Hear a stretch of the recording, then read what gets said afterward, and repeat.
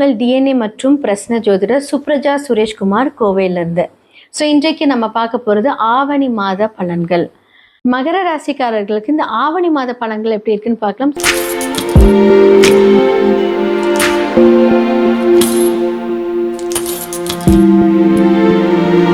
So 7ஆம் இடத்துல குருவும் உங்களுடைய லக்னத்தை பார்க்குறாரு.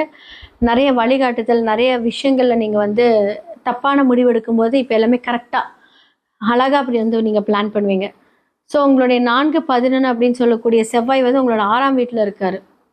எவ்வளோ வேலை செஞ்சாலுமே அங்கே ஏதாவது ஒரு டிஸ்ட்ரக்ஷன்ஸ், வேலையை விட்டு போகிறது வர்றது, அதுக்கப்புறம் அடிக்கடி வேலை சேஞ்ச் ஆகிறது, இல்லை வேலையில் இருக்கக்கூடிய ஹையர் அஃபீஷியல்ஸ் உங்களை போட்டு நல்லா என்ன பண்ணுவாங்க அப்படின்னா ஹெவியாக ஒர்க் கொடுத்து நிறைய பிரச்சனைகளுக்கு உண்டான ஒரு விஷயத்த பண்ணுறதுக்கு உண்டான ஒரு தருணம். முடிஞ்ச அளவுக்கு அமைதியாக இருங்க.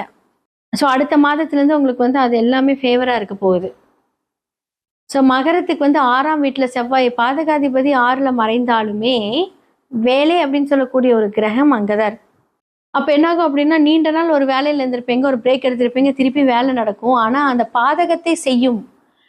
அப்போது அந்த ஃப்ளோ ஆஃப் அமௌண்ட் என்ன பண்ணுவார் அப்படின்னா கொஞ்சம் பிரேக் கொடுத்துக்கிட்டே இருப்பார். ஆனாலும் குரு உங்களை பார்த்துக்கிட்டே இருக்கும்போது அதை நீங்கள் அப்படியே மேற்கொள்வீங்க. ஓகே, நம்மளுக்கு இப்படி தான் நடக்கும், இதெல்லாம் நம்ம சரி பண்ணிக்கலாம் அப்படின்ட்டு. அப்போ உங்களுடைய தசா புக்தி உங்களுக்கு ஃபேவராக இருந்துச்சு அப்படின்னா இது இன்னும் அவ்வளோ பெருசாக பாதிக்காது. ஒருவேளை இப்போ உங்களுடைய லக்னத்துலேருந்து 8ஆம் இடத்துல சூரியன் இருக்கார், புதன் இருக்கார், கேது இருக்கார்.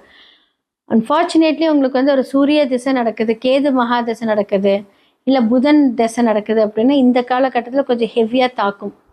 ஃபார் எக்ஸாம்பிள் இப்போ உங்களுக்கு புதன் சார்ந்த பிரச்சனைங்கன்னா புதனுடைய வீட்டில் செவ்வாய், அவர் எங்கே இருக்கார், 8ல் இருக்கார். அப்போ அந்த தீரா கடன் அப்படின்னு சொல்லக்கூடிய விஷயத்தில் நீங்கள் ஒரு 20 லட்சம், ஒரு 50 லட்சம், ஒரு 1C வாங்கியிருக்கீங்க, ஒரு பெரிய லெவல் ஆஃப் அமௌண்ட் வாங்கியிருக்கீங்க அப்படின்னா உங்கள் மேனேஜர்ஸ் நல்லா பேசிகிட்டு இருந்திருப்பார். சடனாக அவரே இப்போ கொஞ்சம் பிரச்சனை உங்களை கொண்டுட்டு வந்திருப்பார். ஸோ டாக்குமெண்ட்ஸ் எல்லாம் சைன் போடும்போது இல்லை யாருக்காவது உங்களுடைய டாக்குமெண்ட்ஸில் கம்யூனிகேஷன், ஏன்னா புதன் அப்படிங்கிறது இப்போ கம்யூனிகேஷன் இல்லையா, டாக்குமெண்ட்ஸ் அந்த யாருக்காவது இப்போ ஓடிபி இது பண்ணுறது அதெல்லாமே ஒரு ட்ராப்பில் மாட்டக்கூடிய ஒரு டைம் இந்த மாதம். நிறைய நீண்ட தூர பயணங்கள் நீங்கள் நிறைய இது பண்ணுவீங்க. நிறைய சுப விரயங்கள் 100% நடக்கும். ஸோ ஆன்மீக ட்ரிப் நடக்கும். முடிஞ்ச அளவுக்கு என்ன பண்ணணும் அப்படின்னா உங்களுடைய ஜாதகத்தில் 8ல் யார் இருக்கான்னு பாருங்கள், அதோட இம்பேக்ட் என்னன்னு பாருங்கள். ஸோ அதுக்கேற்ற மாதிரி சில பல விஷயங்கள் நீங்கள் மாடிஃபை பண்ணிக்கிட்டீங்கனாலே இந்த காலகட்டம் ரொம்ப ரொம்ப பொன்னான காலகட்டம் தான். ஸோ மாணவர்களுக்கு நிறைய பேர் படிச்சிருப்பீங்க, சூப்பராக படிக்க போகிறீங்க. ஏன்னா குரு பார்க்குறாரு இல்லையா. ஸோ உங்களுடைய வாழ்க்கையில் நெக்ஸ்ட் லெவல் நீங்கள் ஒரு காலேஜஸ்க்கோ, ஒரு ஸ்கூலுக்கோ, இல்லை நீங்கள் ஒரு டாக்டர் படிக்கிறீங்க அப்படின்னா இது எல்லாமே உங்களுக்கு சூப்பராக இருக்கும். ஸோ குழந்தை பாக்கியம் கிடைக்க போது. திருமணம் ஆகாதவங்களுக்கு கண்டிப்பாக இந்த மாதத்தில் ஆடி முடிச்சு பேச்சுவார்த்தைகள் சொல்லுவாங்க தெரியுங்களா, பூ வைக்கிற ஃபங்க்ஷன், நிச்சயதார்த்தம், இதெல்லாமே இந்த காலகட்டத்தில் நடக்க போகுது. ஸோ இனி 6 மாதத்தில் திருமணம் ஆகாதவங்களுக்கு திருமணம் ஆக போகுது 100%. அதே மாதிரி பிஸ்னஸில் விட்டு போன பார்ட்னர் வரக்கூடிய காலம். 2 பேருமே பிரிஞ்சிருப்பீங்க, இப்போ சேர்ந்துருவீங்க. ஸோ கணவன் மனைவிக்கிடையே பிரச்சனை இருக்கா, இந்த மாதம் நீங்கள் சேர்ந்துருவீங்க. எல்லா நல்ல காரியமும் உங்களுக்கு நடக்க போகுது.